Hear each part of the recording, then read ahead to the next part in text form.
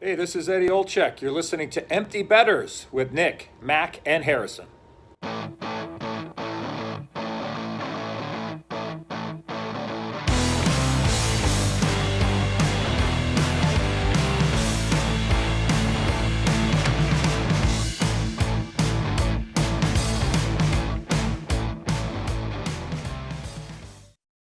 Good morning, everybody, and welcome back to episode 91 of Empty Betters. I'm your host, Harrison Scholes, and I'm going to toss it across the screen to my co-host, Nick Manella. How we doing, buddy? No more morning recordings, baby. Like, we are finally back at night. We finally get to tie one on. You heard Harry open up his beer. You heard Mac open up his beer. We are so back. I love it.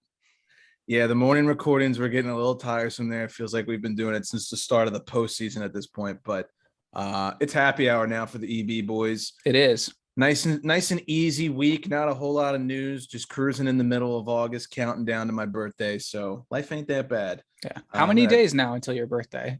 I'm on the 31st. Okay. So yeah. Whatever. Yeah. Don't ask me that. It's like sorry. Like I do birthdays. It's like, parents, brother, girlfriend, and it dies after that. Yeah. No, I understand. Now I'm going to toss it across the screen to my other co-host up in Wisconsin, Mac Vogel. How we doing? Doing good. I love a good happy hour episode. So yeah, I'm definitely feeling it this afternoon or this evening. It's a little earlier for me, 4:20, 4:27 right now, 5:27 for y'all. So it's a good time. Yeah, I mean, nothing wrong with a little like early happy hour. Happy hours around here are usually like 2 to 6 anyway. So yeah, I thought Milwaukee was just one constant happy hour all the time. Well, it's just that during happy hour, your Miller Lite is $2 instead of $3. Which, hey, in the Midwest, it's a big deal. Max got the vibes going here before the episode, getting all of us pregame, and so should be a doozy. We're excited for this one. Now that we checked in with the boys, we just want to let you know before we dive into the news that you guys should be checking out our merchandise on our website at www.emptybetters.com. The summer drop exclusives will be taken off the store very soon, probably close to the end of the month, maybe Labor Day, but after that, it's about it. So if you haven't picked up your summer merchandise yet, go do that. They will not be relaunched next summer. We're going to be doing totally new designs. So this is your last chance to go get it. And also go check out the Wowie Kazowie bundles where we teamed up with Craig and Courtney Laughlin in Nick's got the koozie right there. Sorry, got distracted. All the proceeds from that will be going to the Laughlin Family Foundation, which donates money to research for rare cancers. We will also be attending their charity golf tournament on September 13th. Be on the lookout for some content pieces from that. There will be a couple Caps players there, Caps media members. We actually have a spot at one of the holes, so we're really excited to be there. Going to be a fun one. Should have some good footage from that. And this episode also features returning guest for the second time, I believe, our good friend, Dan the Man DeSalvo. He joined us probably, I'd say 2 or 3 weeks ago, chatted about the Stingrays season just now where they made it all the way to the championship, but unfortunately lost. His future with hockey, what he's planning to do, that whole thing. He was a very popular guest the first time he came on, pretty funny guy. So we had him on a couple weeks ago, and we're dropping his interview in this episode. You'll probably find it later on, probably 30 minutes down the road, if I had to guess. And he had video this time. It was great. And he had video. We had never seen his face before. So yeah. the first time he did it, he had an iPad, and he was like, "Oh shit, like my video doesn't work." Like, what do you mean? He's like, "I don't know." This time, I don't know if he was using the iPad again, but we actually got to see him. So it's a good time. He's always a fun guy to talk to. Handsome bastard too. I mean, total lady killer. Jeez, for sure. Nick. Holy shit, he's gonna be listening to this. Yeah, those eyes. I mean, come on, man. Oh my god. Yeah. He kind of, tell me if I'm wrong, he kind of reminds me of the way he looks, like Julian Edelman a little bit. That's good. I like that. Kind of reminds me of Julian Edelman, who is a handsome guy, I will admit. So it's 2021. Everyone relax. Yeah, Jesus all right. Christ. Mac, reel it in. We're getting off topic here. Mac, question of the day. I'll toss it off to you. Yeah, so we're actually gonna just for this week, don't worry, just for this week, we're gonna switch it to topic of the day. I wanna because and again, I told you boys earlier, I couldn't think of like one perfect question for this topic, but for some reason I couldn't stop thinking about stadium food and stadium drinks like earlier today. And like initially I was gonna be like, oh, like what's the best stadium food you've ever had? But I didn't know if I really even had an answer for that. And then I was like, well, what's the worst one? Or like what's the most like what's the most you paid for a beer or whatever. So I don't know. I'm just gonna like throw this out here and like, do you guys have anything to say about stadium food? I do, and I'm gonna say that like yeah, you have like your go-tos, like if you're at a baseball game, like there's always like the hot dog and the peanuts or the sunflower seeds. If you're at football game, maybe you're going like chicken tenders or nachos or fries or something like that. But and maybe this is just because we're from Maryland, but there is that occasional moment when you go to like an O's game and you can get like fries with like crab meat on them or Old Bay on them, or you Delicious. go to like Pollock Johnny's sausage and you get like the Old Bay sausage. Fucking Pay phenomenal. like $20 for like those crab fries, and they're so good though. I'd just Like, chop off my arm if I could and give it to the yeah, guy. Like, for I mean, sure. they're that good. So So if we're just talking topics, can I say one thing that pisses me off about stadium food? All right. You get the nachos, and it's that clear plastic container. They put the chips on one side, and then on the other side, it's two little like sauce spots. One is for the nacho cheese and one is for the salsa. and the nacho cheese is like school bus orange too. Yes. And my issue is that like I can't Yeah. I can't tell you how many times I've seen this happen. The container itself is so fucking flimsy, and the cheese and the salsa weigh it like this, and it just it tips like every time, or it starts like seeping out while you're trying to scoot your ass by everybody's knees. It's just really annoying.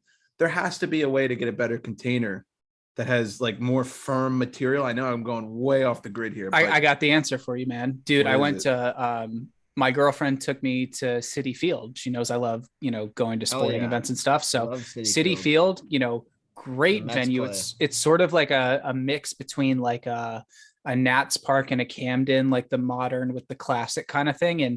And we got nachos in the little upside down catcher's helmet. And it was That's what you need. Yeah. and that's what you Helmet need. shows. Yeah. Yeah. And it was great because you could kind of like take the chips and like mix it up too. Cause one of my biggest gripes with nachos is like all the good stuff is on the top, and then you just get to like a plate of chips, and it's not, like, why would I do Yes. that? So No, The helmet shows are a big win. yeah. it's the flimsy little fucking containers that piss me off. And I'm like, it's so disproportionately weighted. Anyways, I know that doesn't say anything about my favorite food, but yeah. I also have like a great video of her like walking back from like the concession stand with it, and she's just like so pleased with herself. It's great. So let me zero in and ask you guys another question about stadium food. When you're buying beers at a stadium, typically your light beer stuff is gonna be, I mean, everything is expensive, but like your light beer stuff is gonna be $2 to $3 cheaper than the same sized like IPA or the same size like local brew or whatever. And so are you of the philosophy that's like, okay, I'm already paying $11.50 for a Bud Light that's a big tall boy, I might as well just pay like $14 for like the Goose Island or whatever the equivalent is, you know what I'm saying? Or are you just like, dude, no, I'm gonna get two Bud Lights for like $22 instead of like two Goose Islands for like 28 or whatever it is? I'm a big like it depends on the event I'm at kind of guy. Like if I'm at a hockey game, I like it would like when I go to like Cap One, I buy Labatt Blue because I'm like, all right, I'm at a hockey game. I'm not the biggest Bud Light fan anyways, it's fine if it's there, but let me like do something I enjoy. So I'll do that. Like I don't typically like at sporting events, I kind of like go light beer, like the American, Coors, Bud, Miller kind of nonsense. But yeah, I'm not really like a Goose Island guy at like sporting events. Yeah, I like a big Coors Light tall boy at like a hockey game or a baseball game. Such an underrated beer. I think it gets shit on like in an unnecessary way, but I totally agree. I think it's way better than anything that Bud makes. yep, Bud 100%. I hate Bud Heavy. But that's I do. I like Bud Heavy, but like Coors Light is 10 times better than Bud Heavy, no question. I think this is a weird answer, but I feel like there's also a lot of people who are with me on this. I would say in hockey, I'm fine with probably paying a little more. But when it comes to baseball or football, um, it depends on the weather for me. If it's really hot out, like I'm sweating my dick off, like, oh my God, my boxers are clinging to my butt and I can't like stand up without the static of it just ruining my life. Classic case of like ball stuck to leg kind of thing. Yeah. Classic July game at Camden Yards, and you're just, Or I God paid forbid, Nats Park. $45 for this ticket or whatever, and you're just sweating your balls off. Yeah, not fun. Nats Park, where like 80% of the ballpark gets sunlight 100% of the time, just roasting in your seat. If it's hot out, I'm a light beer guy. But if it's like, you're going to like a December football game and you're in a cold area, or if you're at like an outdoor winter classic game, I might pay a little extra for the IPA. It kind of warms you up, sits a little heavier, fills you up a little more. But yeah, this time of year, no, I'm going Michelob or Bud. Do you remember? Knows that. The like a great example of that would have been our tailgate. It was freezing that day, and where you and I were sitting in the stadium, it wasn't much warmer because we were up about 120, 130 feet in the air. So that would have been a great day for some, like peppermint schnapps and hot chocolate and a thermos, if not like a good old fashioned IPA. Or even just, I don't know, I feel like football tailgates that I've been to that are in like the dead of winter, someone always has a bottle of cheap like Admiral Nelson or like some cheap whiskey like Evan Williams or something like that, just to like warm everybody up with a little, like, even if you just toss a little splash in a solo cup right before you go in to try and warm up or something. But wonderful topic. That got some conversation sparking, eh? That's the good stuff. Before we hop in to the news, just want to let you guys know that this episode is brought to you by our sponsor, Brackish Life. Let's take a minute to talk about Brackish Life. If you're like us and grew up on the water and outdoors, then Brackish Life is perfect for you. They have a wide selection of gear from UV shirts to hoodies and hats. It's Real Bay apparel made by Real Bay people. Head to www.brackish.life today to check them out. A little salty, a little fresh, Brackish Life. Attaboy. I was just at the beach for like a week and a couple days, I think, and I wore my Brackish Life stuff every day. Of course, every day I'm on the beach. When I go out to dinner, when I go to happy hour, I cannot tell you how many people come up to me and ask where I got it. Well, that's kind of funny because it says it right on the front. Brackishlife.com. It's like one would think maybe I just Google those two words and I could think where to go, but that's fine. I don't mind, people coming up to me asking where I got it. I mean, probably they're just because fantastic. you're so handsome, they're like, it's an excuse to come talk to you as well. Yeah. And then they get close and they're like, oh, Jesus Christ. Oh shit. Never mind. And walk away. But one thing I want to add, I bought my dad I can't remember what it's called. It's like the all-terrain hoodie. It's real heavy, something like that. Just a little gift, get the old man a little something to let him know that you're still there, even though you don't live at home anymore. But from Brackish, dude, this is the warmest goddamn thing you'll ever feel in your life. The inner lining, it's like a quilt. It's beautiful. Long sleeve UV protection is also probably my favorite range of clothing. So to be honest, not only do they sponsor us, and we are obviously going to say good things about them, the product itself is very good. We appreciate them. So go check out their website. You can also find a link to their website on our website if you scroll all the way to the bottom. Yeah. And you can see some of their products. I wear one of their shirts, literally, like no joke, anytime I go fishing. EmptyBetters.com. You can only find good things at that website as well. Exactly. Saying, so. Nick, I'm going to toss it off to you for the league news. Sure. So Miami Hurricanes quarterback De'Aaron King is the first player to sign an NIL deal with the NHL's Florida Panthers. So the Panthers were the first U.S. major pro sports team to develop a plan in which college athletes could align themselves as a part of the recent rule, allowing them to profit off their name, image, and likeness. So I think this is fantastic. This is going to be great. Apparently he's going to be like appearing in, home run.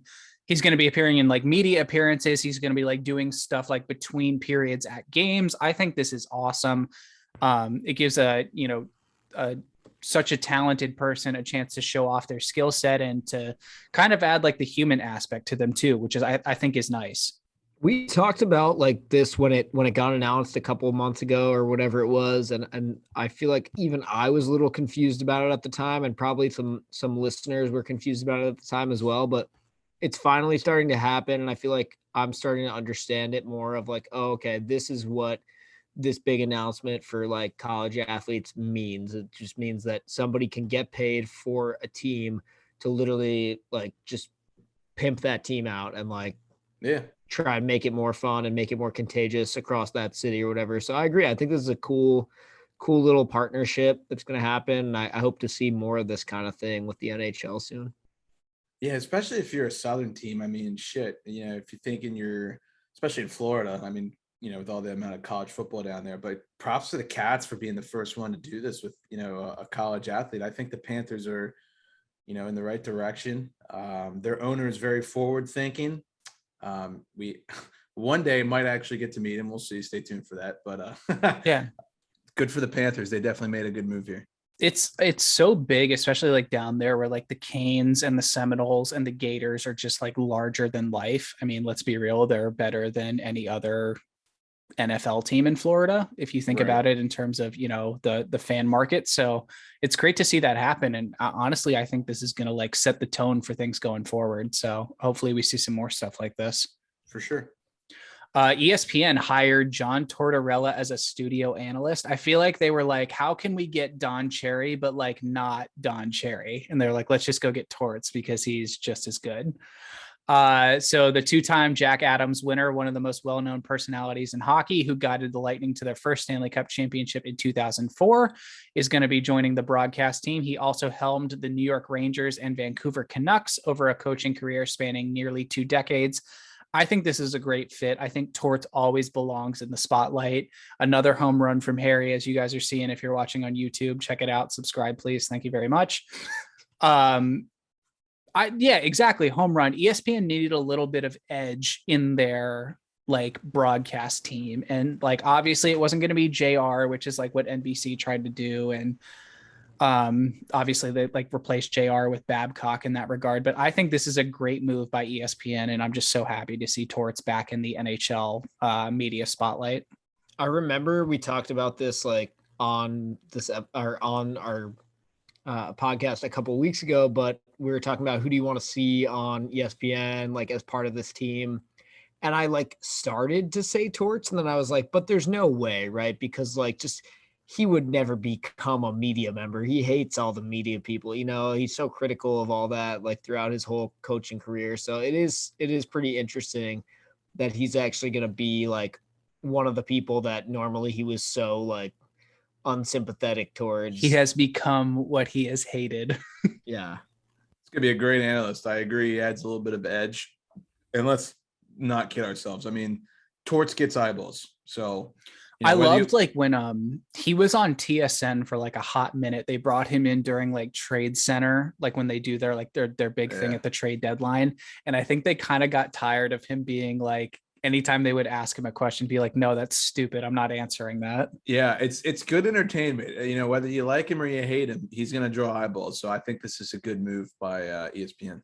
I think he's all of us deep down inside. Like it's what you wish you could say when someone asks you like a dumbass question every day. That's such a good point. Yeah. Going from Torts to Yogs, one of his players, actually, Jaromir Jagr says that he feels obligated to continue playing for Kladno, which is his club in the Czech Republic, nearing the age of 50 years old. He says, and I quote, "I have a responsibility to the club. Otherwise, I wouldn't fly here and I wouldn't be making a fool of myself. But if I quit, the partners and sponsors would leave and the club may be done. I have no choice. People don't understand it, but I don't care. Only God will judge me. I expect much more from myself. And I also believe that I have it in me."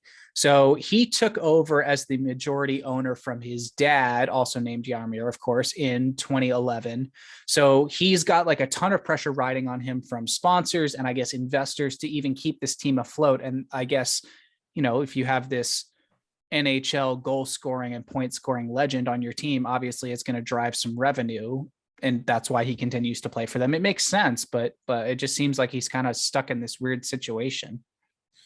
Yeah, Oggs is the man, dude. I mean, you take it over from your dad, you're probably going to feel a little obligated to keep things rolling. But then you talk about the sponsorships and the partnerships, and yeah, that's a little bit of pressure. But I think he likes it. I mean, I could be totally wrong, but he's been playing this long. He clearly loves hockey. I mean, you might as well go to 50. I don't know how old he is right now. I think like 48 or 9, but you might as well make it to the big 5-0.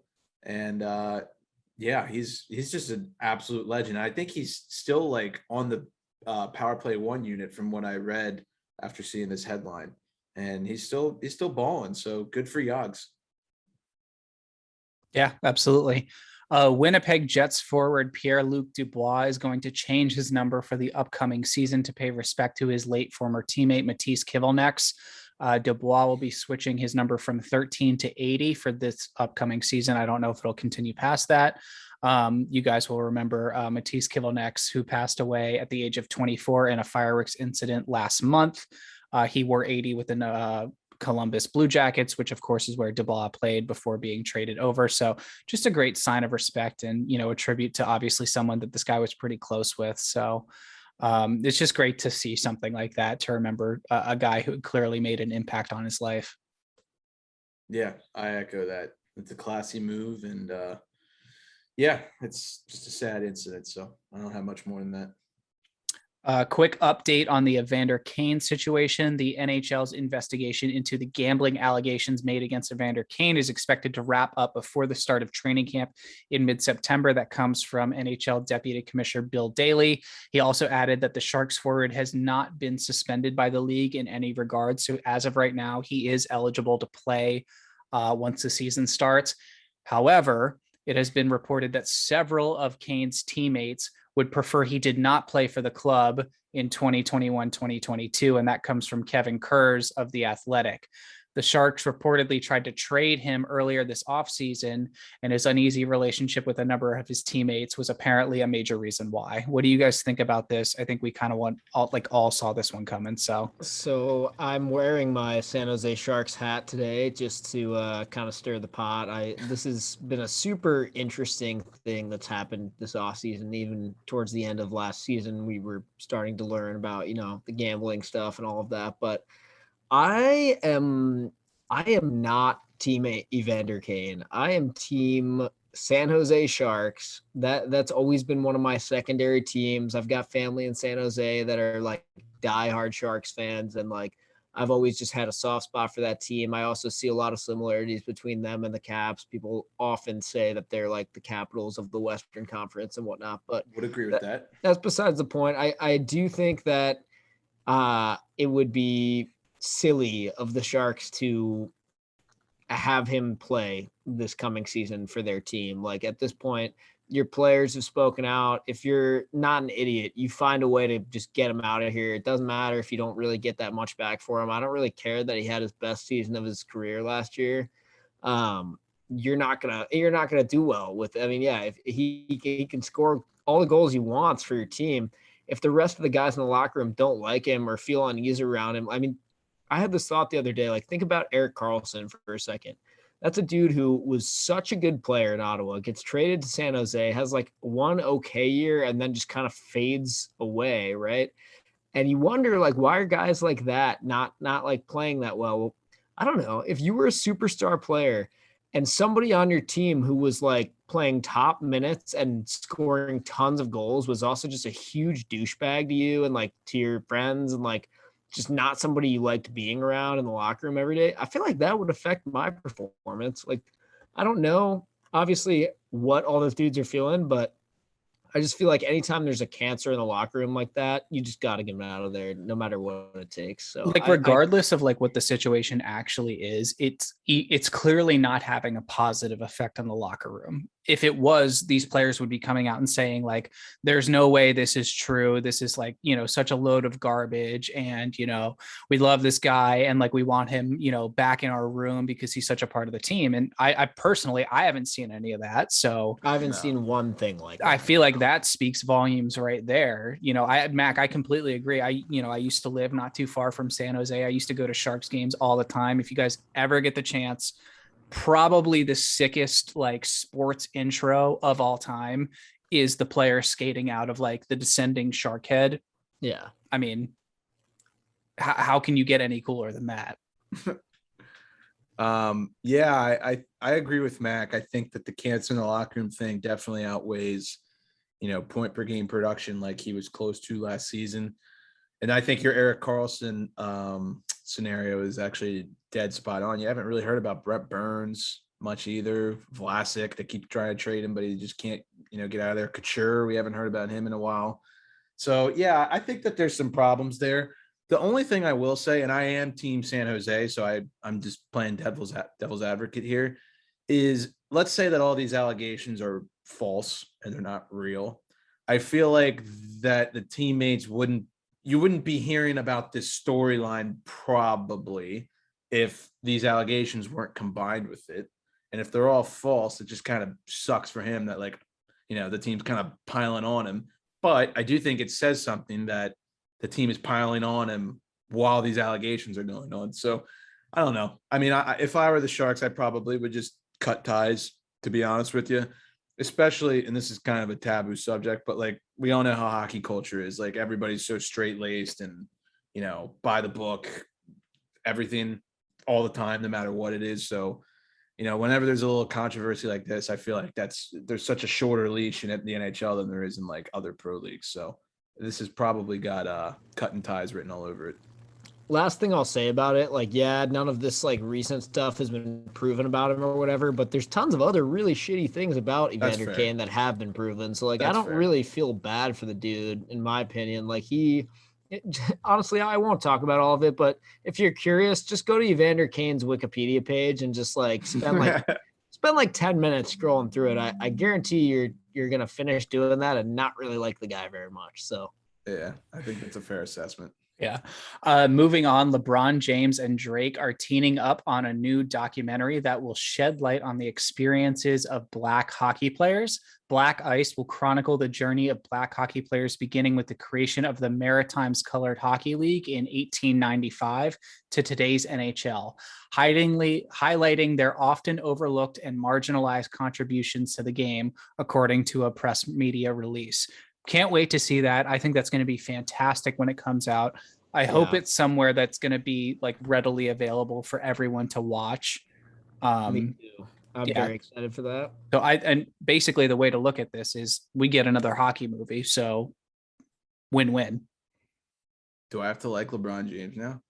No, I'm not a big LJ guy. Yeah. I know all my buddies know that. I'm not a huge. Me neither. I'll be the first one to admit that. Not a big LeBron stan, but this is pretty cool, and I like the idea. Yeah. I'm trying to think of a scenario where it's not readily available. Like, what is he going to put it in a movie theater and you can't? I don't know. I was like, maybe I'm thinking selfishly here. Like maybe like it's on some Canadian streaming service, or like put it on the one streaming service out of the 820 that I don't have. I am a big Drake fan. Okay. And people hate me for that, but I don't care. His music's good. And if you disagree, then you suck. It's not my cup of tea, but I like some of his songs. Nick, your cup of tea is like... Like, what's that one band called? Bowling Soup or something? What is Bowling for Soup? Really? For That's soup. my cup of tea is Bowling for Soup? Nick, are you a pop punk guy? Oh, love me some pop punk. But I feel like my cup of tea is a lot more like Metallica. 70s, 80s classic rock. Oh, okay. Yeah. Mac, what's your cup of tea? Well, lately it's been Disturbed. Clearly. I can't stop listening to that. You're a big rock guy, right? You like rock? Honestly, like I like everything. It totally comes in waves, totally comes in like little spurts of whatever. I've noticed it, like it changes for the season with me, which is weird. For sure, yeah. But for some reason, I think that I associate all that like Disturbed and like late 90s, early 2000s, like heavy rock like that with like NHL for some reason. So that's why just like before the old video games used to kind of vibe. Exactly. Oh my God. Like Shell, like 02, 03, 04, exactly. best soundtracks ever. Phenomenal. Limp Bizkit, the fucking like I was gonna say, like, well, we're going to a NASCAR race, the three of us in September. Basically the playlist at the NASCAR race, which is just like equal parts like redneck music and equal parts Limp Bizkit, will be like my taste in music. I can't wait for that. That'll be really You like fun. Steely Dan, Nick? I feel like of course. I love Steely Dan. Go back, Jack, and do it again, baby. Come on. Yeah, true. Yeah, Ricky, don't lose that number. for all those listening, yeah, I feel like I'm the uncultured swine who just is like, all about like the Bieber, Drake kind of stuff. Like I'm not. Hey, all that stuff has value too. I'm not gonna lie. I like the old stuff, but I'm more of a good new music school is guy. good music. Don't matter what you're. But I know Nick for a fact, and I think from the vibe I catch, Mac to a lesser extent, they definitely like the classical stuff a little more. So. Best band out there right now. I don't know if you can see it. I have 2 of their albums over my shoulder, but it's Dirty Honey, hands down. I will not hear any arguments against that. I like Dirty Honey too. Yeah. Anyways, sorry to go on a music tangent. Moving on. Joe Thornton has been skating with his usual, I think it's HC Davos over in Switzerland. Just like he always does in the offseason. We'll get back to a little bit more about him in a minute, but moving on, some sad news before we get to the next section of our podcast. Hall of Fame Chicago Blackhawks goaltender Tony Esposito passed away at the age of 78. He was one of the pioneering hockey Hall of Famers who spent basically his entire career with the Blackhawks over the span of 16 years. He died following a bout with pancreatic cancer. The team announced last Tuesday, which is just so sad. Great statement released from the 2-time defending Stanley Cup champion Tampa Bay Lightning. Tony was a founding cornerstone member of the Lightning family who was a fixture at games, and along with his brother Phil, played an integral role in laying the groundwork for a successful franchise in the Sunshine State when many thought it was impossible. So I'm so glad that he got to sort of see them win 3 Stanley Cups in his lifetime and 2 in the last 2 years. So just a fantastic end to it, just a Hall of Fame guy's existence here. He will be missed. Incredible player, and I know he was always one of my dad's favorites when he was growing up in Chicago when he was younger and watching the Blackhawks play. And I also had an action figure of Tony Esposito growing up, like a little things where it'd be like attached to the chunk of ice or whatever, and it's like he's like in a save making glove save. Yeah, exactly. Yeah, I had one of those, probably still around somewhere. Yeah, that's awesome. I mean, he was like, I feel like he's synonymous when you think of like classic, either like Blackhawks players or just like hockey Hall of Fame players. It's just like someone that always comes to mind for me. Fun. I actually I saw a comedian not too long ago, and his name was also Tony Esposito. No relation, of course, just like pure coincidence. And he opened his show by saying, like, no, I'm not the hockey goaltender. Like, please stop asking me that. Jesus. Well, there's no boundaries with comedians. Yeah, absolutely not. Before we move on to recap some signings and talk to, I think, our buddy, I think we're going to do that coming up soon. We just want to remind everyone that summer is here and there has never been a better time to get out on the water. If you're looking to finance that new boat or yacht you have always dreamed of, then the Yacht Lender is a specialist in marine finance. With partnerships with 15 different banks, he has the right lender for whatever vessel you may be in the market for. Backed by Trident Funding with over 25 years as an industry leader, the Yacht Lender has the expertise and know-how to finance the boat of your dreams. Don't wait. Apply today at www.yachtlender.com or check him out on Instagram at yachtlender to see others who have already gotten out on the water. I was actually talking to him today, and he mentioned that he had like a parking pass for like an upcoming football game or something that he was able to sell because he's not attending it. And so my only response to him was, not only do you lease yachts, but you sell spots. So lease yachts and sell spots, yeah, and hopefully pull thoughts, but we'll get there. This kid, hit him up if you are in the market for a boat. He's got a coworker who just quit, so he's got so much more bandwidth now because he didn't have to pick up all of that guy's work. He's gonna love when I say this in the podcast. I'm gonna get a rant tomorrow, but boy, sell yachts, sell spots, lease yachts, the Yacht sell Lender. Spots, pull thoughts. There you go. Yes. The Yacht Lender 2021. Yeah. We're going to go ahead and toss it off to Dan right now.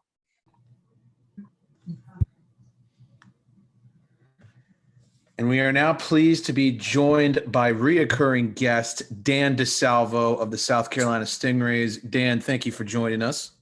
Yeah, thanks for having me back.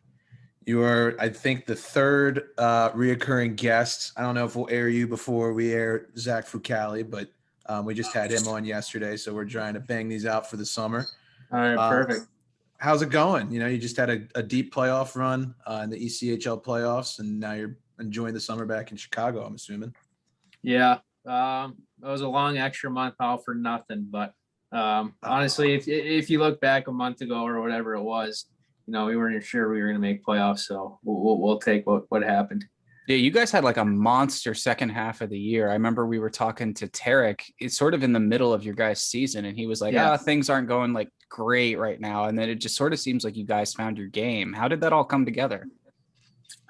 I don't know. It just honestly, I think we kind of cut some of the COVID rules ourselves, and we kind of started getting after a little bit off the ice. And I don't know. I'm a pretty big believer in when you go out with your teammates and you go out with all the guys all at once, like it just builds something that otherwise can't be built. And we just really enjoyed each other, and started going to some bars maybe we shouldn't have been at. And I'm sure we weren't the only team, but so no, I just think we developed something that we weren't really capable of developing during the whole quarantine situation. So I don't know, that may not be it, but I think that played a pretty big part of it. Before we talk about the playoff run, I saw on the Stingrays Instagram page they just extended you that tending qualifier offer. Am I right on that? No, yeah, they did. So can you walk us through that process? I mean, we're just three, Joe Blows that don't know how any of that works. So I might be the fourth Joe Blow with you guys. I honestly, I don't know how it works. Like, I'm not sure. I honestly thought because I was a vet, they couldn't do that, or they couldn't qualify me, or whatever that whole thing was. Or if a qualifying offer is different than, the protected list or whatever. But yeah, I just assume that they pick a couple guys that they want dibs on before other people can offer them, I think. That would be my guess. I don't know for sure. So to answer your question is I don't know as well. So maybe I should frame this a different way. And not, if you don't want to answer, you don't have to, but you have a contract in front of you. I'm assuming that you have to like read through, or your agent reads through it, and then you got to determine if you're going to sign it or not. I mean, did you have a good season with South Carolina? Would you like to stay there, I guess is kind of what I'm asking. Yeah, I mean, you can't complain about the city. That's for sure. Right. I love being there. I love playing there. It was a great fan base. But to answer your question, I'm actually potentially on the verge of retiring. So, man. Yeah, maybe get a big boy job. Don't do it. Haven't figured that part out yet. But in the long scheme of things, I couldn't answer that 100%. I gotcha. As far as playing hockey, but yeah, obviously that place for the last 2 years had a special place in my heart, and I really enjoyed my time there. So you've got a big decision ahead of you then. So I would assume you're going to need a couple trips to the golf course to sort of just mull that over and, Oh yeah, just take it in stride, right? Yeah, I've already attempted a few rounds and try to get my mind off it, actually relax, since I've, been home for only like 2-3 weeks now. It just was such a long season. Weather ain't too bad over there for relaxing too and stuff, but Chicago, It's nice now too. So you're in Chicago the right part of year, at least. I'm in Wisconsin, so I know it's kind of similar vibe right now. Everybody going outside while they have the chance to before the winter comes. Yeah, exactly. Yeah, it's nice. If I go outside, I melt to the sidewalk right now because it's like 90 degrees and humid as hell by like noon. So. Yeah, it's been pretty hot here the last couple of days or whatever week. So I feel you. I'm curious, what's kind of got you contemplating? Is it that you're kind of been playing a while, you burn out, or do you have a vision of something that else you want to do? Is there any like real factors that play into that? To be honest, I haven't really figured it out yet. I think it's like a little bit of combination of, everything. But I'd have to say maybe one big factor would be, just it was such a long year. Like it was 72 games smashed in a condensed season, which, I think was crazy to begin with. I thought maybe there's going to be a possibility of, playing 60 games, not 72. And, it was a lot of 4 and 5 weekends. And even 3-3 suck, let alone playing, on a Wednesday added in on that. Yeah, it was a lot of travel, it was a lot to handle on the body. And, I've been kind of trying to be real with myself, and, I'm not going to make enough to retire off hockey. So it's like, eventually it's going to have to happen where I join the real world. And, I just kind of keep telling myself why I keep putting it off. So, but I get that. I just think like the whole COVID year kind of, put a damper on things, and, it was just too much and too fast, and there was a lot on the body to handle. No, completely understandable. Do you see yourself staying in hockey? I mean, you have a lot of experience. I would assume you could probably find something if that's the route you want to take. Yeah, no, I've definitely thought about it. My brother coaches, 2 Chicago Mission teams. At some point I definitely would like to, coach with him for a year, try it out. But I think why I started out, I kind of just want to, take a breath from hockey and, realize that it's over, and then maybe get back into it. No, understandable. Do you have any idea of what you would want to do? Yeah. So like I got my degree in accounting. Okay. Oh, so you're smart. Shit. Yeah. You're set. I love working with numbers. I love the whole, Oh, God. That's awesome. Not a lot of people can say that, honestly. Yeah.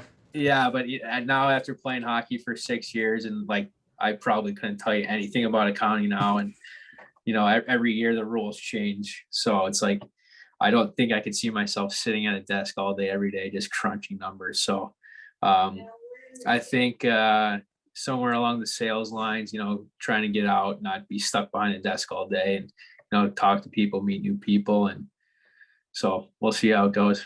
For sure.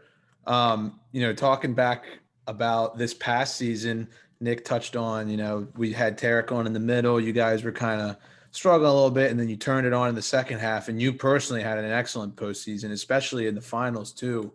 I think you had like 3 or 4 goals in that final series. It seemed like there was a highlight every night of, you in the high slot with some bar down wrister, which was pretty nice to see. Is there any like factors that you could attribute that to? I'm not really sure, to be honest. It was one of those things where, before playoffs, before, even getting to playoffs, I'll be honest with you, is like, holy shit, this has been such a long year. Like, I wouldn't mind not making playoffs. Like, and it goes through everyone's mind, Yeah. And then, once it happened, it's like, all right, now we're here. Let's make it worth it. Won the first round. And they're like, okay, now we're really in it. Won the second one, and they're like, okay, well, now there's no choice. Like, we might as well win it. But personally, no, I don't know. It just I haven't been to the playoffs too much. I've always obviously wanted to leave going out a winner if in any year possible. I kind of had thoughts before going into playoffs. This might be my last season, maybe not, but I don't know. So I guess maybe mentally that was kind of a factor for myself, knowing that this could be it, and might as well try to make a stamp on my hockey career. Well, thanks to Flow Sports, we were able to catch a bunch of those games throughout the playoffs. So it was great to get to watch you play, and you guys had a monster postseason yourself, especially. It was awesome to watch. Yeah, I'm sure you caught a couple of glimpses in our practice barn of those big metal poles. Yep. That was so ridiculous. Yeah, I couldn't understand what that was at all. Yeah, so there was an HBO show, Righteous Gemstones, that rented out our arena, so we didn't have a choice, and they wouldn't let us play playoffs. They had to get going, I guess. So did they at least let you guys be extras or something in the show? That way you guys can get an HBO Max credit or something? No, we reap no benefit from that. No. Oh, come on. we're just peasants. I think for anyone who's listening that's not connecting the dots, and Dan, you correct me if I'm wrong, I think you and I were DMing about this earlier, is that the Stingrays couldn't play in their actual arena because there was an HBO film being done there. So you had to play in your practice arena, which couldn't hold as many fans. Correct. And the worst part is our last regular season game at home, we had like 7,000 people there. Oh, Right.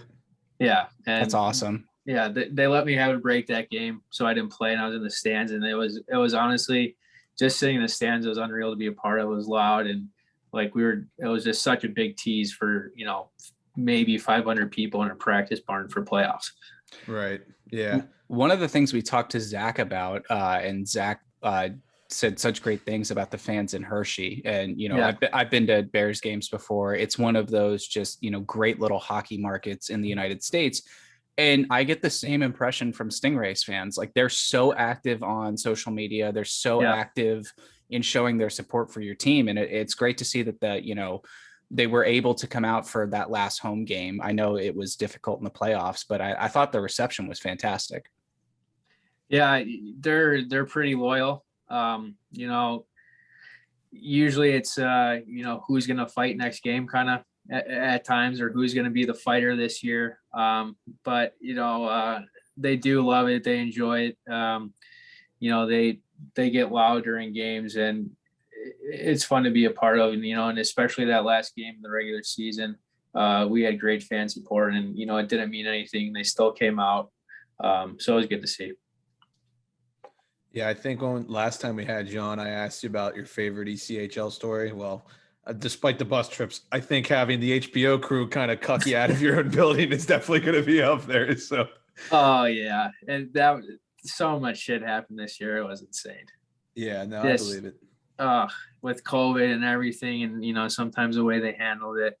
Yeah. Oh, it was disaster. It was like we went from testing twice a week to okay, now we're not testing for 2 weeks. And then all of a sudden there's a spike in the league, and then, okay, now we're back to testing. Yeah. It was wild. No, it's been a hell of a ride for everybody. Yeah. I am curious that, as you're contemplating retirement and figuring out what you want to do, are you still training? Like, are you acting as if, you're treating your body as if you're going to play? Like, how does that all go down? Or are you just detoxing for the moment? Oh, boys, I'll be honest, I haven't done anything since I've been home. Nothing. Attaboy. Nothing wrong with that. Yeah. I couldn't even think about going to the gym. And there's guys on our team that are leaving in like a week or two to go play in Europe. I couldn't imagine. Right. We're chugging back some Bud Lights with Nell at the Cubs game. So, that counts as something. That counts as something. He was drinking those like water. He was crippled. Yeah, it was funny.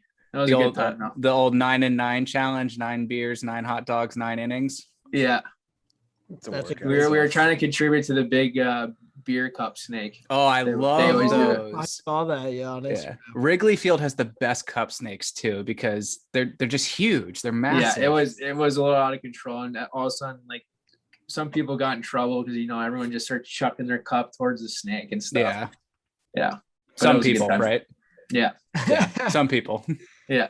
It's cool though. You guys deserve at least just taking some time off just to not think about working or training or any of that, especially after a year like this one, all the chaos you've been talking about. Yeah.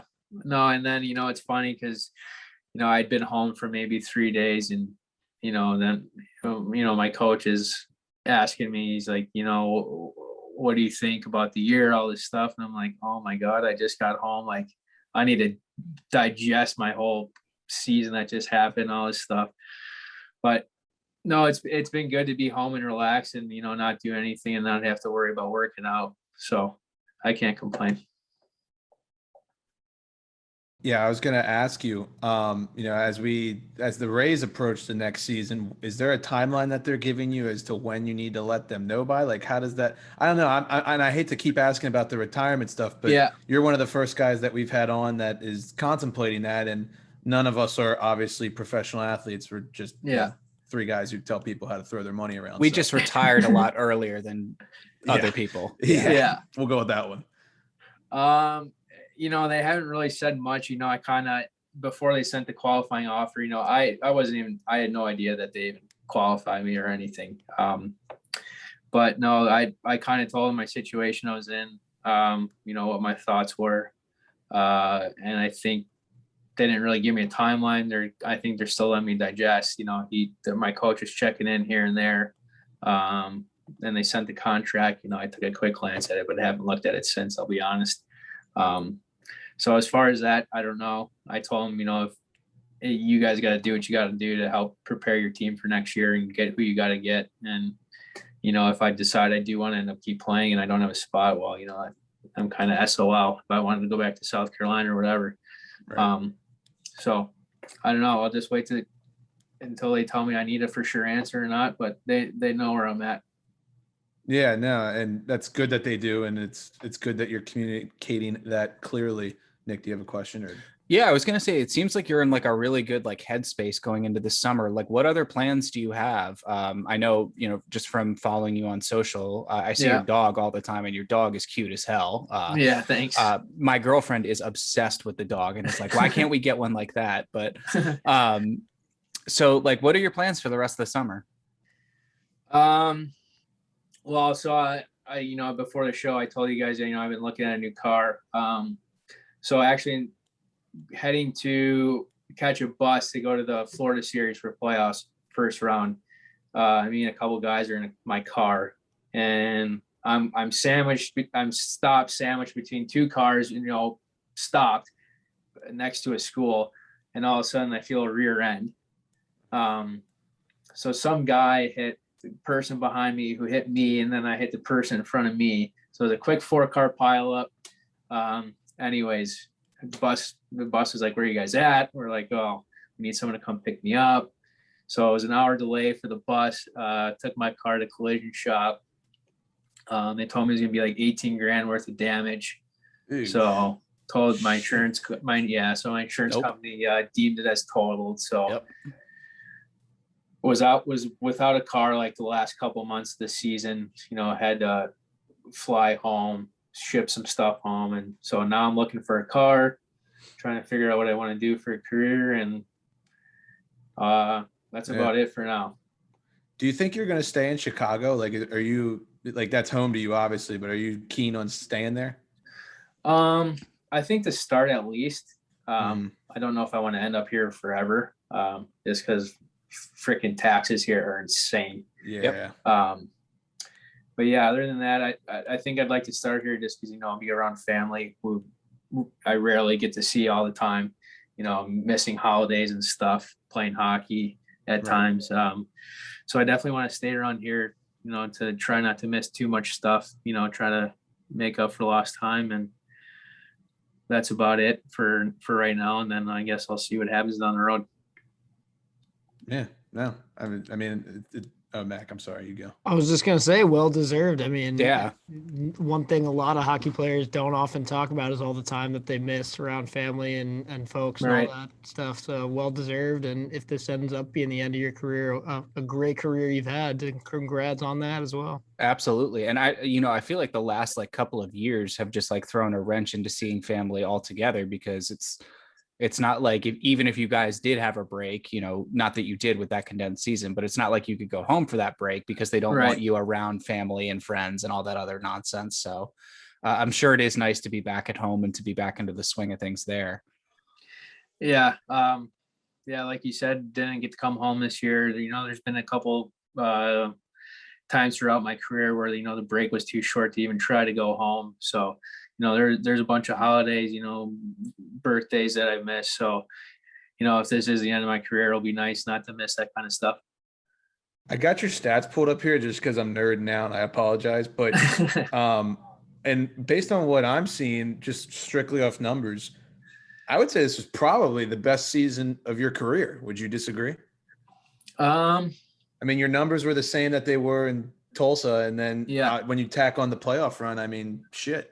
Yeah, the playoff run helped a bit. I'd say maybe last year with South Carolina, I think I was like either 2 points under a point per game, right? 2 points over. Last year you were 48 and 46. This year you were 54 and 60. But when you factor in the 3 and 3s and shit, I mean, like we were saying, that's pretty damn impressive. Well, and I was off to a horrible start. I don't think I had a point in my first 6 games. Holy shit! Yeah. So and that was after I scored twice in the preseason game first preseason game and scored twice, and then went bagels for 6 games. You just Bagels. you just felt bad for everyone else. You're like, I'll let you guys get started, and then I'll pass you in, week 3. I was telling myself, I was like, oh shit, this is gonna be a long year if this keeps up. I'm definitely stealing the term bagels. I love that. Yeah. So tough, and like I don't know how you managed to do that in all those like 4 and 3 nights or whatever, and or 3 and 4 nights rather. Yeah. Yeah, but Oh, it was a grind, honestly. There was I sat next to Max Novak in the locker room, and especially towards the end of the year, there was a good amount of times where we were playing 3 and 4s or 4 and 5s or whatever. And at the beginning of the week, you were like, all right, fuck, we only have 12 more periods. Next period, 11. Just count down period by period. It was like, holy shit, I can't wait till this weekend's over. Yeah. No, Sounds like me in high school, like looking up at the clock. It's like I only have like 6.5 more hours till this day is over. Yeah, that's rough. And I, now that you're telling the stories, I think there's a lot of people who are maybe blinded to the amount of demand that was put on you guys mentally and physically over the past 6 months. One thing I do want to ask you, just because you guys are part of the Caps organization. Yeah. Is there any name on the Stingrays that you would say like, hey, this guy's got a shot at going to Hershey or maybe even up to the Caps? Or is there a name that you think our fan base should keep an eye on? Because I feel like a lot of the times, and this is just an unfortunate truth, they don't follow it all the way down. They'll hear, guys on Hershey, like Zach, for instance, was Taxi Squad. Like, you'll see him on TV a couple times, but I'm interested if there's any Stingray guys that you would point out. Yeah, it's hard to say, especially this year. If I'm not mistaken, I don't think we had any guys on NHL contracts except for our goalie. So I guess he would be a guy, Hunter Shepard. Mm-hmm. He was actually on a AHL deal, I think. Okay. But I don't know if there was rumors or not. I think he might have signed an entry level deal after his year. So he would be one guy. But as far as player wise, I don't think we had anyone on the NHL entry level deal. Mm-hmm.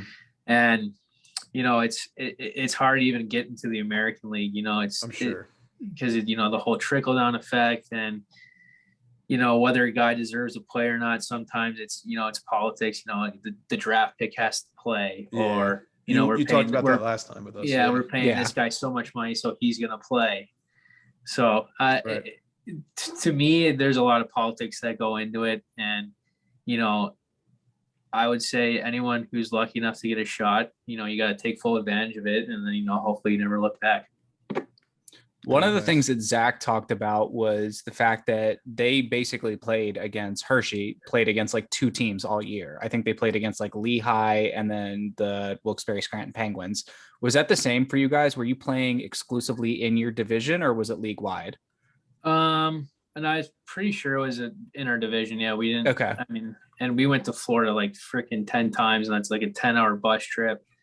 And they're a pain in the ass to play. So it's just like the worst part is going to Florida. I mean, obviously the weather was great, and we had a couple of good times there, but it was horrible. The trip sucked, and then you got to go and pretty much get your ass kicked by those guys because they always wanted to rip our heads off. Right. I think when we were looking at the schedule to potentially come to a game, restrictions were different at that time and whatever. Yeah. But you guys played Wheeling, I think, like 6 times in a 3-week span or something crazy. Oh, I got a good story for you guys. Oh, let's hear it. Oh God. This is the coast in a nutshell. I'm ready. This might be one of my top 3 stories. So first of all, we go to Indy to play. I don't know. I think that was like a 16-hour bus trip or something. Play them one game. Stayed in a really nice hotel, free breakfast in the morning. Then we go to Wheeling for, I think, what was supposed to be 3 games. Go there. We play the first game. Well, actually, check that. We get into the hotel. It's like this old school resort, I think. I don't know. It was called the Algo Bay. We get in at 4 a.m. Everyone gets to their rooms, and in our Snapchat group just started blowing up. Guys got bed bugs. Guys got no empty beers and pizza boxes. The sheets undone, like it hadn't been cleaned in weeks. Someone's got, poo smell or like dirty diaper smell in there. We had about 6 sets of roommates go down to the front desk and request a new room. The first group of guys, it took them 4 different rooms to try to find them one. Holy shit. And this is all right when we get at 4 or 5 in the morning. Me and my roommate Cooper were the last ones to finally get a room. They had to put us in like the nice part of the resort. We each had our own king bed. Didn't go to bed till 6:30 while I was dealing with this. There's one guy working that late. Right. He wants to go check out the rooms for himself. Mhm. He comes back. He goes, "Oh yeah, I can't put you in that room." like they didn't have any maids or anything. And the bed bugs, it was insane. I couldn't believe what we were dealing with. And then, so we played the first game. I think we went 2-1. Second game, we played a period. Ice problems. Game gets canceled. Oh boy. Try again the next day. More played 3 minutes. Ice is bad, canceled. Oh my God. When you say ice is bad, like it's melting, Someone stopped in the corner and an ice chunk this big came out. Oh my God. And there was legit a metal like pole sticking out of the ice. Oh my God. Okay, so that's what we're working We with. drove all that way for a game and a half. Not even a game and a period. All right. Jesus Christ. Oh Yeah. man. Bed bugs and broken ice. That's the story of the ECHL. Oh my God. It was honestly, I couldn't believe they were allowed to put us in their away teams in that place. It was disgusting. This was in Wheeling, right? Yeah. Yeah. Yeah. Doesn't surprise me a little Well, bit. I'm really glad we didn't go with that Airbnb that we had found then, because I can't imagine what that would have been like. Oh yeah, and the one day that we had off in between after we got from Indy, there's nowhere to eat around there, and there's no Ubers or pretty much no taxi cabs. There's like 2 taxis in the whole city. So we walked legit 5 miles to one of like the golf course clubhouses to eat lunch and watch the and yeah, I think there's a big golf tournament going on. It might have been the Masters, but anyways. And then one of the waitresses there drove us home because we told her we walked there. God, are you kidding me? Yeah. Holy shit. That's Well, awesome. first she took us to the convenience store, so we got a bunch of beers and finished watching the Masters that day. There we go. And then she took us home. That's awesome. Huge shout out to that waitress wherever you Yeah. are. Oh yeah, she was Nice unreal. job. So you got like the best of both sides of like the small town like charm. You got the bed bugs at one end, and then you got like the sweetheart that drives you home and buys you beer. Yeah. And, you know, Exactly. yeah. That's awesome. It was legit a trip from hell. Speaking of golf, you're like a fan of golf? I know you play a lot, but are you a fan? Yeah, I love watching it. What's your take on Bryson? I'm curious. Don't like them. Me neither. Me So we're neither. on the same page. Do you Yeah, like Brooks? don't like Do you like Brooks? Oh yeah. Okay, so we're on the same page. You're good in my book. I love when he gives them the subtle chirps. That's great. So who would you say your favorite golfer is? Is it Brooks? I'm a big Justin Rose fan. Oh, okay. That's a different one. You don't hear that one too often. Yeah, I honestly don't know why. I think I just really like his swing, and I think he's not that like he used to be better, but I don't know. I just always been a big fan of him. Yeah. No, that's one that you don't hear too often, so that's interesting. I'm all good, fellas. If you guys are good, just wanted to catch up, and I know you got some big decisions coming up, so Yeah. We're wishing you best of luck with that. Yeah, I Yeah. appreciate it. Definitely. Whatever you do, best of luck, and I'm sure it's going to be great. Yeah, here's for you, Nick. Oh, there we go. Oh, how stinking cute is that dog? Yeah, wow, that's pretty good. What's Oh. the dog's name? Enzo. Nice. Good What name. What Good kind? name. He's I think they call him like a Merle, Okay. Okay. Brindle Merle mix. I don't Sure. know. I was going to Gotcha. say Frenchie, but yeah. Yeah, he's Well, yeah, awesome. we'll just stick with that. Frenchie, it's just easier. For whatever this is worth, if you don't retire and you keep playing, I swear we'll come down this season. Yeah, So, seriously. not that that's the deciding factor, but it's something that we want to do, especially with things opening up. We got some big plans for the season, watch parties, trying to visit a couple guests, go out. So even if you are retired, we'd love to, hang out some point this season. Maybe we can go catch a game. I've never been to a Blackhawks game. That would be pretty cool. Yeah. All right. Yeah. I mean, I'll obviously keep you guys updated, and then, if not, we can meet somewhere down the road. For sure. Sounds good, man.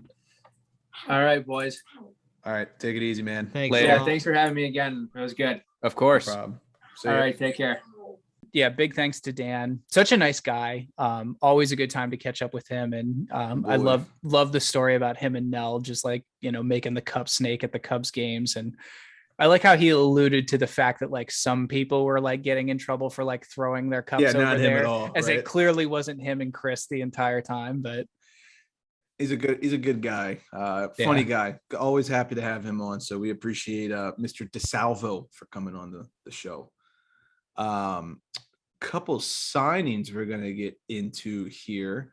Jordan Kyrou stays 2 more years in St. Louis at $2.8 million per year. Ranked 25th in the league last year in even strength points. Fun fact. Thomas.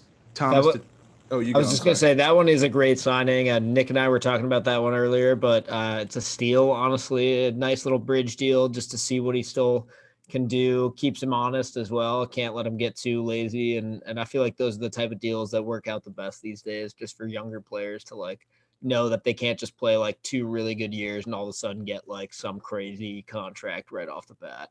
Yeah, you both are big Kyrou stands. I'll give you guys credit. He was so good for me in my fantasy league last year, and the EB fantasy league this past season, and he was a mid-season pickup too. He was available, and I noticed he was tearing it up, got him, and then didn't drop him for the rest of the year. So big Kyrou guy. Anyway, got some others to get to here, so I'll let you continue.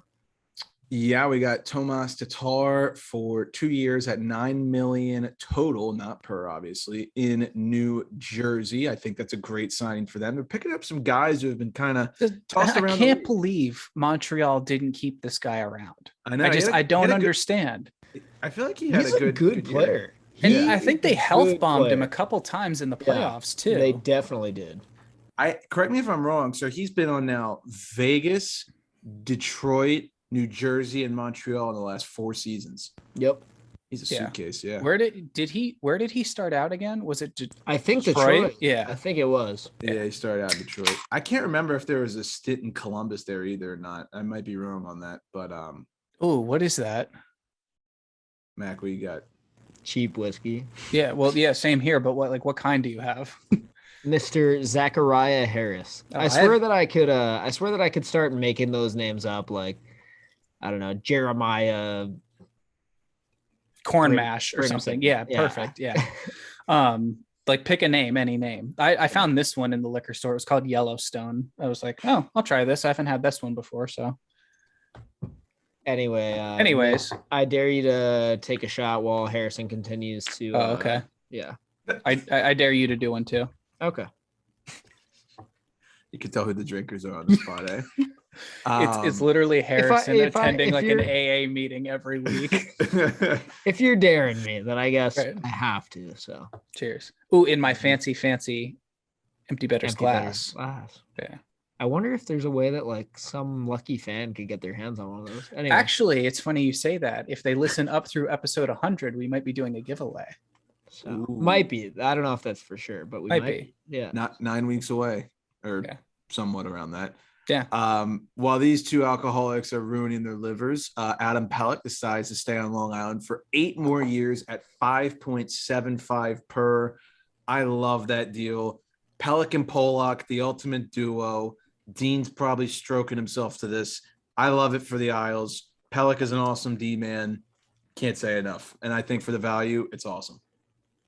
Yeah, home run deal. Nice. Yeah, I think this is great. I mean, it's just the why. I mean, you know what I mean? They needed to do it. They could not do it. They could not do it. I know they're going to throw beer on the ice, except this time in anger. The Washington Capitals re-signed goaltender Ilya Samsonov to a 1-year, $2 million contract. Love What do you this. fellas think? Love it. Low risk. It's Low perfect. risk, high It's reward. exactly like, hey, we have tried to make you our franchise goalie for the last like 5, like, I don't know why, but the Washington Capitals are so hell-bent on making this man their guy, like their franchise guy.